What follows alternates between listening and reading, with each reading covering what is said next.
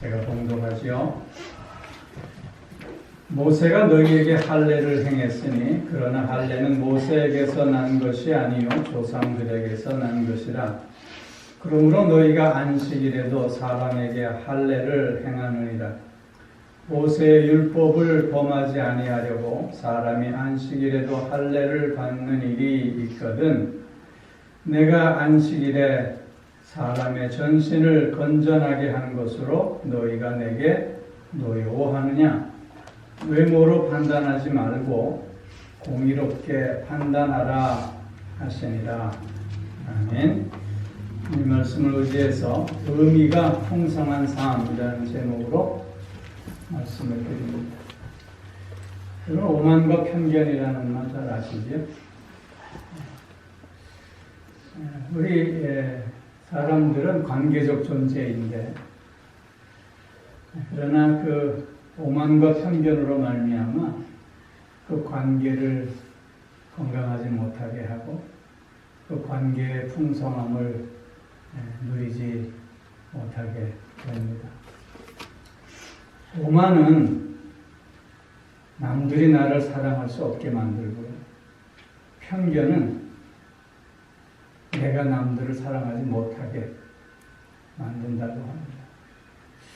오만과 편견에 사로잡혀 있는 삶은 그래서 사랑받지도 못하고 사랑하지도 못하는 정말 외롭고 무미건조하고 메말라가는 피폐한 삶을 살 수밖에 없는 것이죠. 우리가 오만과 편견에서 자유로워질 수 없다면 우리는 절대로 사람들을 있는 그대로, 그 모습 그대로 이해하고 사랑하기란 불가능한 것입니다. 예수님 당시에 세상 사람들은 예수님에 대해서 여러 가지 생각을 하며 평가를 내렸습니다. 몇 가지를 살펴보면 예수님은 세리와 죄인들, 창기들과 가깝게 지내셨지요. 이 모습을 보면서 오히려 세리와 창기들과 함께 먹기를 탐하는 세속주의자다, 그렇게 생각하는 사람들이 있었습니다. 그런가 하면 자칭 하나님의 아들이라고 칭하면서 오히려 사람들의 마음을 훔쳐가는, 백성들을 미혹하게 하는 자라, 그런 평가도 있었습니다. 그런가 하면 율법을 지키지 않고 당시에 있었던 기존의 질서를 무너뜨리는 율법 폐기론자, 불순분자라는 뜻이죠. 그런 평가도 있었습니다. 그런가 하면 예수님의 그 초자연적인 이적을 행한 모습들을 보면서 귀신 들렸다고 평가하는 사람들도 있었습니다.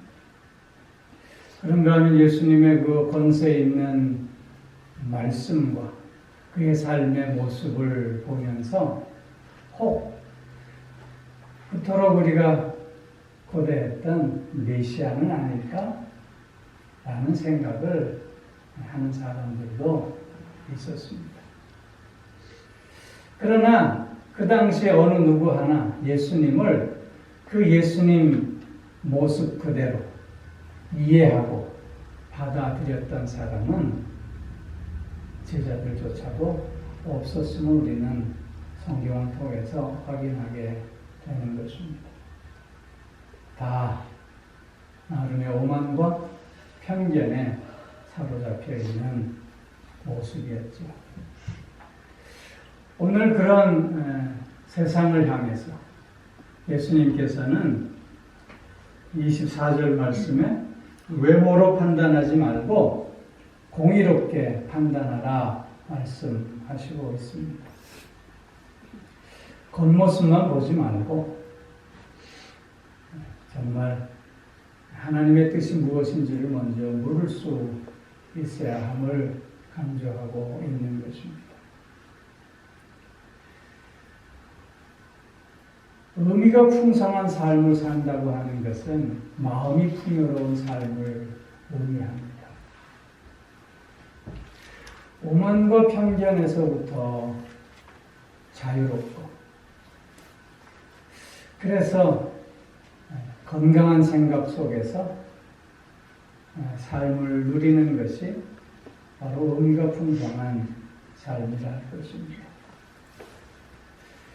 하나님은 우리를 당신의 자녀로 부르시고 그런 세상에서의 피폐해져가는 메말라가는 삶을 살 것을 원치 아니하시며 풍성한 삶, 결핍이 없는 참된 만족과 또 기쁨을 누리는 삶을 살기를 원하셨습니다.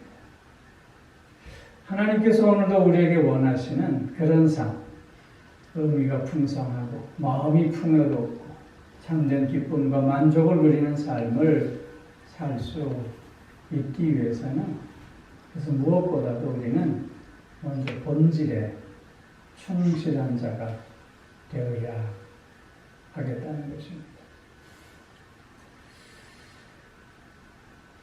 여러분, 그 법조문과 법정신이라는 말을 좀 생각해 보실 수 있기를 바랍니다.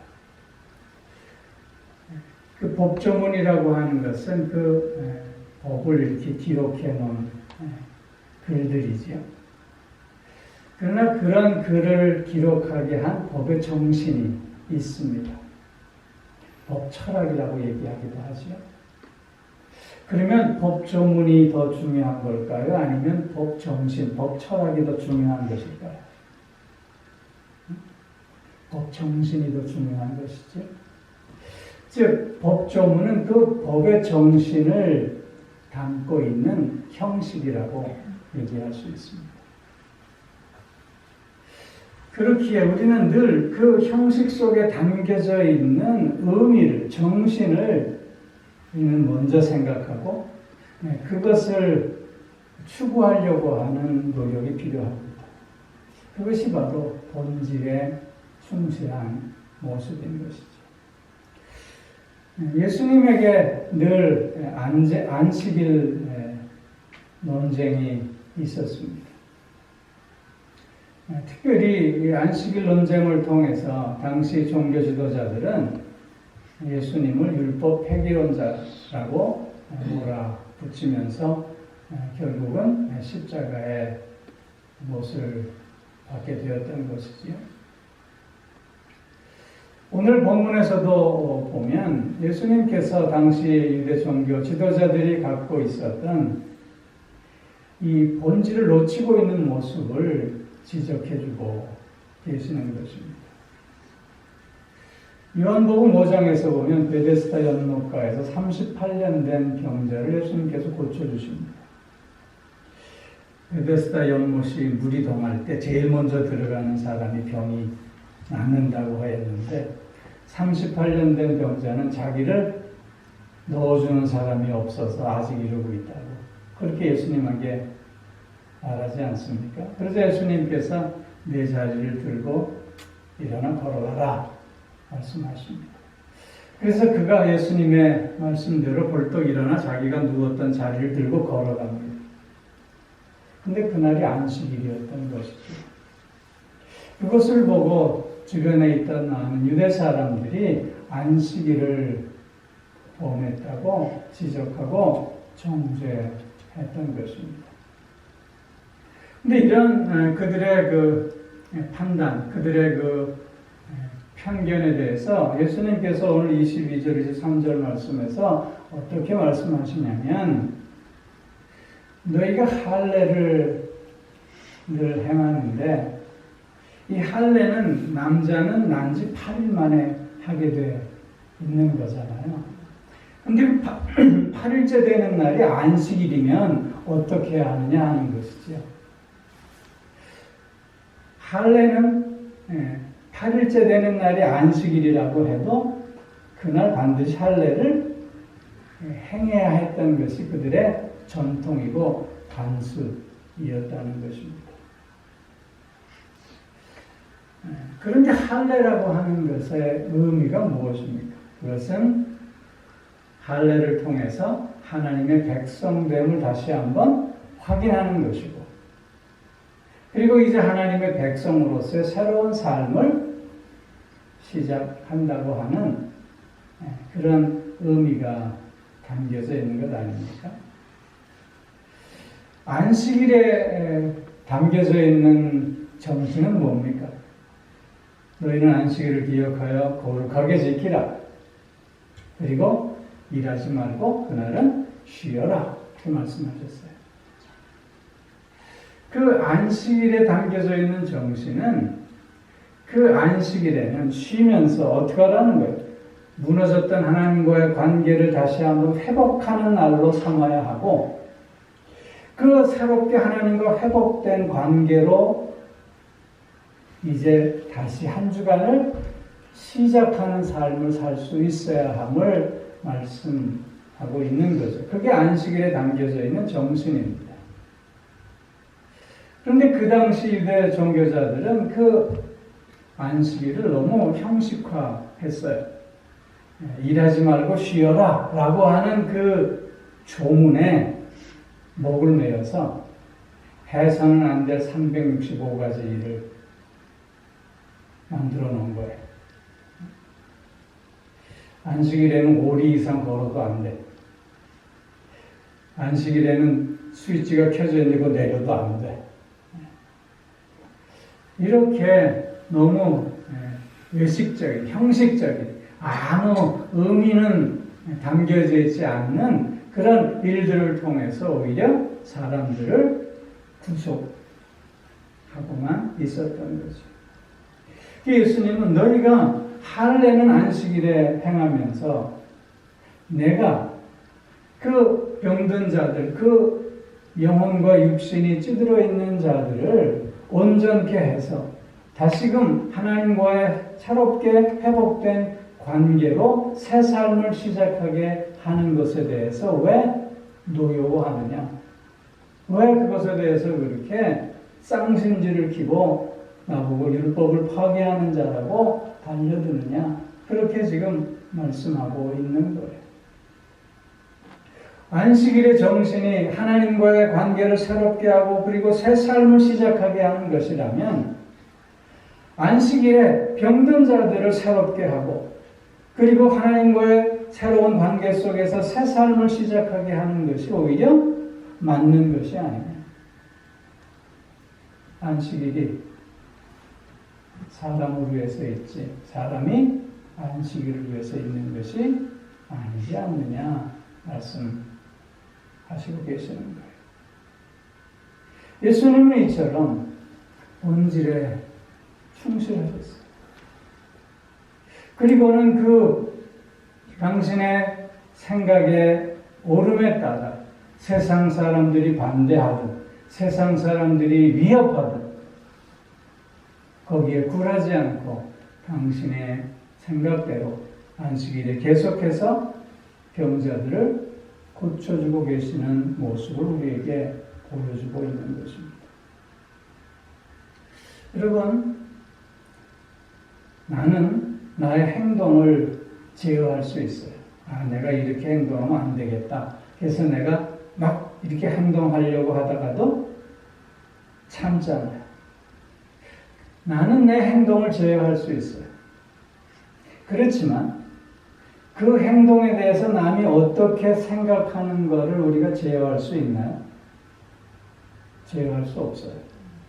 그건 그대로 놔둬야 돼. 어떻게 할 수 없는 거예요.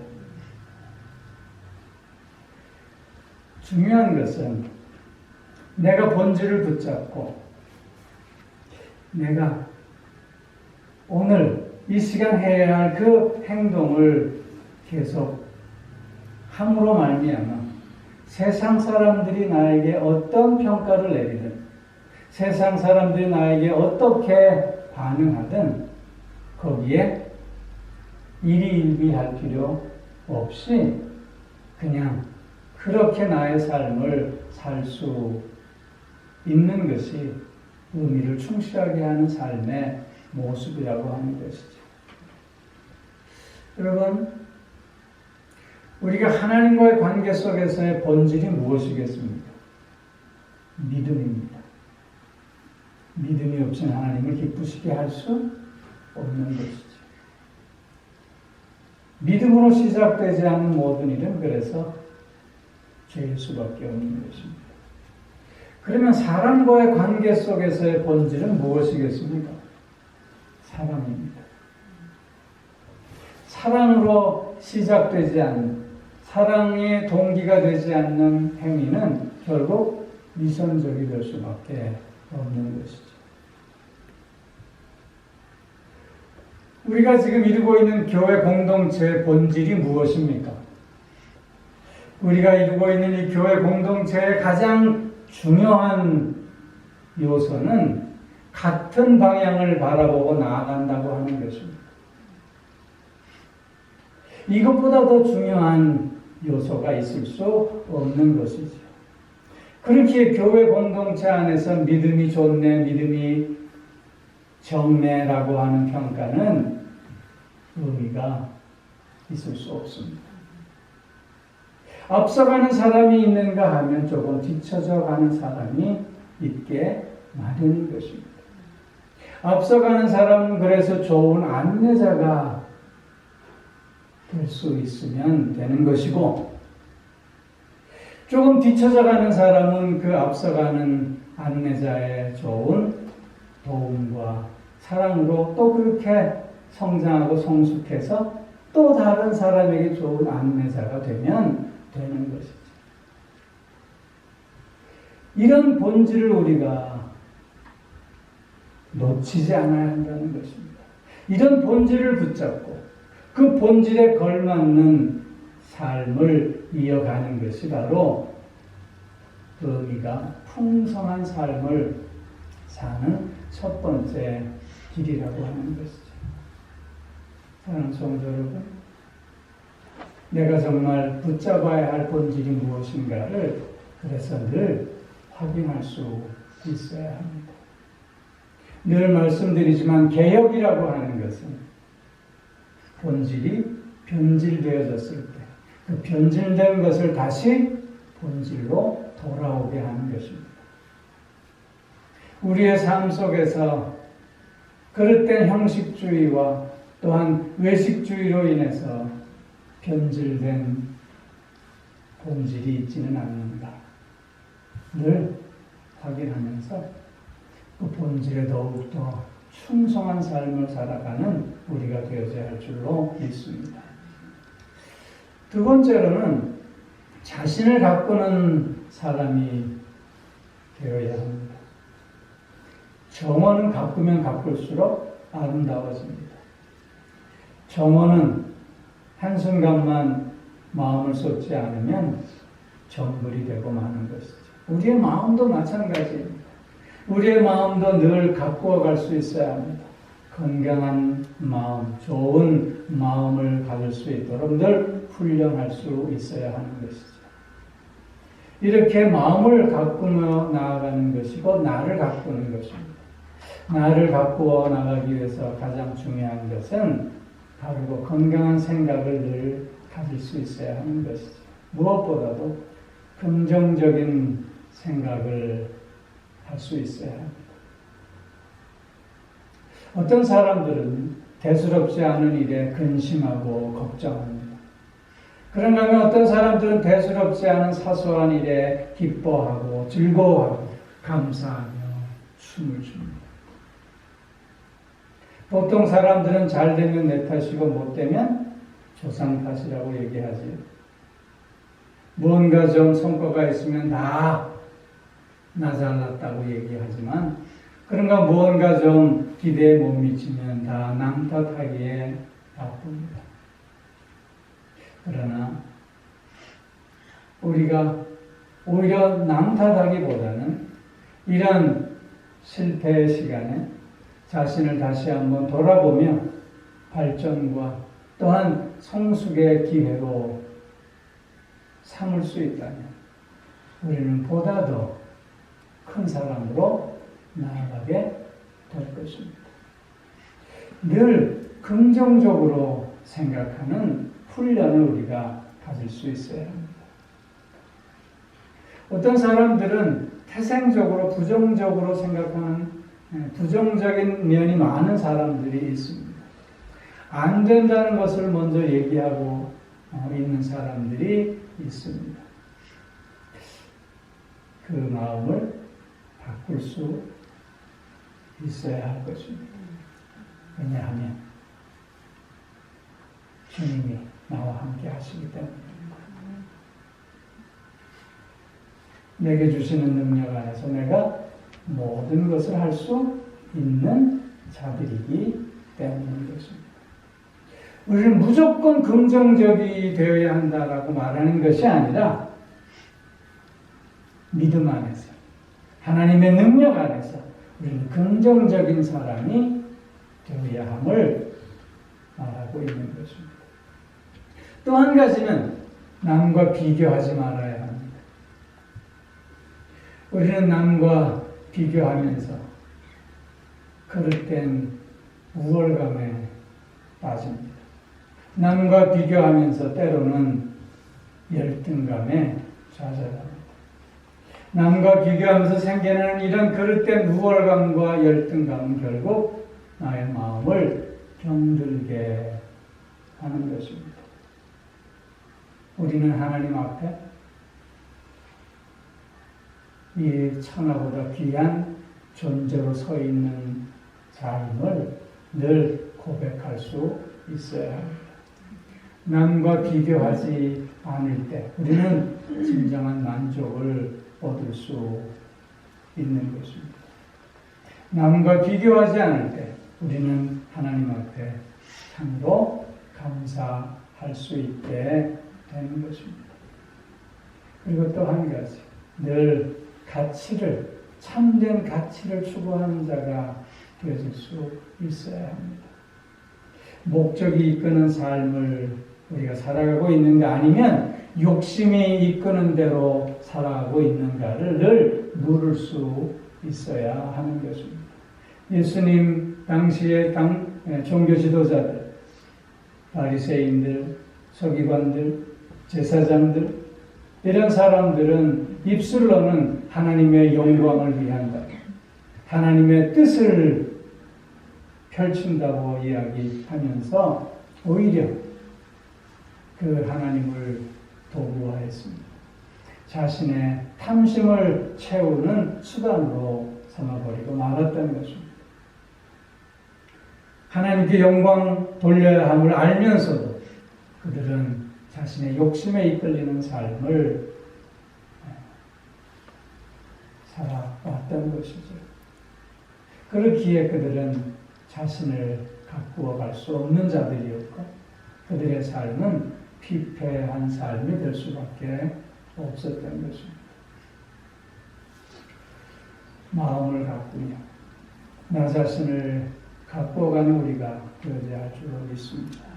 무엇보다도 우리 그리스도인들은 그래서 생각하는 사람들이 되어야 합니다. 무엇이 가치 있는 것인가? 무엇이 하나님의 뜻에 합당한 것인가를 묻고 그리고 결단하는 우리가 될 수 있을 때 더욱더 의미가 풍성한 삶을 살게 될 줄로 믿습니다. 한 가지 더, 해석의 능력을 키워갈 수 있어야 합니다. 우리는 예기치 않은 많은 문제 앞에 늘 서 있게 됩니다. 그 문제 앞에서 우리는 해결의 능력을 먼저 구하곤 합니다. 그러나 해결의 능력보다는 무엇보다도 우리가 먼저 구해야 할 것은 해석의 능력임을 믿습니다. 왜냐하면 해석이 될 때 그 문제의 답을 얻을 수 있기 때문인 것이죠. 여러분, 요셉의 경우를 생각해 보죠. 형제들에게 팔려간 요셉. 그는 애국의 총리가 되었습니다. 나중에 자신을 반 형제들이 자기 앞에 무릎을 그렇지 않습니까?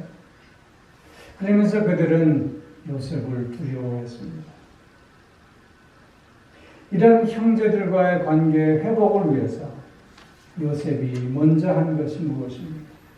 그것은 자기가 오늘 이렇게 애국의 총리가 될 수 있었던 것에 대한 해석이었습니다. 그가 형제들에게 얘기한 말이 뭡니까? 나를 이곳에 보낸 것은 형님들이 아니라 하나님이시다. 하나님께서 친히 오늘을 위해서 나를 애굽에 보내신 것이다. 그러면서 그 형제들과 진심으로 화해하고 있는 모습을 보여주고 있습니다. 에스더의 경우는 어떻습니까? 유대민족이 다 죽을 위기에 처해 있을 때 에스더는 내가 죽으면 죽으리라 결단하고 왕 앞에 나아갑니다. 그런데 그가 죽으면 죽으리라 결단하고 왕 앞에 나아갈 수 있었던 이유가 무엇이었습니까? 내가 이렇게 왕비가 된 것은 다 이때를 위함이 아니었답니다. 하나님께서 내게 주신 은혜를 기억하면서 그 문제에 대해서 먼저 해석을 하고 그 해석에 따라 결단하고 나아가는 모습을 우리에게 보여주고 있는 것입니다.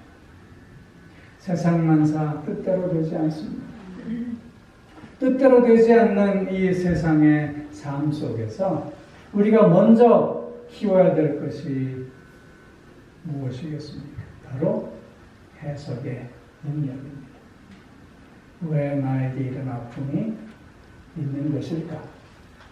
왜 나에게 이런 문제가 생긴 것일까? 오늘 24절에 외모로 판단하지 말고 공의롭게 판단하라 말씀하신 이유가 바로 여기에 있습니다. 외모로 판단하지 말라라고 하는 건 눈에 보이는데, 즉 너의 생각과 너의 상식과 너의 논리로 판단할 것이 아니라 공의로 판단해라. 하나님의 뜻이 무엇인가를 먼저 물을 수 있어야 된다고 하는 것입니다. 몸이 부서져가는 고통과 또한 고난 앞에서도 거친 파도 날 향해 와도 주와 함께 나아오르리, 그렇게 고백할 수 있는 힘이 어디서부터 시작됩니까? 오늘 나의 삶에 대한 하나님의 은혜 안에서의 해석에서부터 시작되어지고 있는 것입니다. 내 모습 이대로 사랑하시는 주님, 연약함 이대로 사랑하시는 그 주님의 은혜 안에서 오늘 나의 삶의 자리에 대한 바른 해석이 있을 때 우리는 더욱더 힘있는 삶, 더욱더 의미가 풍성한 삶을 살아가게 되는 줄로 믿습니다. 하나님 오늘도 우리의 삶의 자리에서 의미가 풍성한 삶을 살기를 원하십니다. 본질에 충실한 자, 늘 생각하며 마음을 가꾸고 자신을 가꾸는 그 모습, 그리고 하나님의 은혜 안에서 해석의 능력을 가집니다. 주님 앞에 더욱더 복되고 아름다운 향기나는 삶, 의미가 풍성한 삶을 살아가는 우리 모두가 꼭 되어질 수 있도록 주의 이름으로 축원합니다. 기도하겠습니다. 오 사랑의 아버지 하나님, 하나님께서 오늘도 우리를 자녀로 삼아주시고 필요한 은혜를 더하여 주시는 가운데 의미가 풍성한 삶을 이어가게 하여 주시오니 감사를 드립니다. 무엇보다도 더욱더 본질에 충실한 삶을 사는 우리가 될 수 있게 하여 주시옵소서. 믿음으로 하나님 앞에 나아가며 사랑으로 서로에게 다가가는 우리가 될 수 있게 하여 주시옵소서. 뿐만 아니라 늘 우리의 마음을 건강하게 가꾸어 갈 수 있게 하여 주시는 가운데 나의 삶을 더욱더 아름답게 하는 우리가 되어질 수 있게 하여 주옵시고, 특별히 오늘도 나에게 허락하신 주의 은혜 속에서 나의 삶의 자리에 대한 해석의 은혜를 키워갈 수 있게 하여 주시므로 더욱더 주님의 뜻에 합당한 삶을 살아가는 우리 모두가 될 수 있게 하여 주시옵소서. 어느 누구도 슬픔과 좌절에 붙잡혀 있지 않게 하여 주시고, 어떤 삶의 고난과 또한 환난과 아픔, 상처 속에서도 주님을 바라보며 오히려 기쁨과 감사가 넘쳐나는 의미가 풍성한 삶을 사는 우리가 될 수 있게 하여 주시옵소서. 사랑의 아버지 하나님, 오늘도 하나님께서 허락하여 주신 그 은혜와 사랑을 기억하며 귀한 예물 정성으로 구별할 하나님 앞에 올려드리오니 주님이 예물을 기쁘게 받아주시고 그 드린 손길 그 삶을 금양하여 주시옵소서.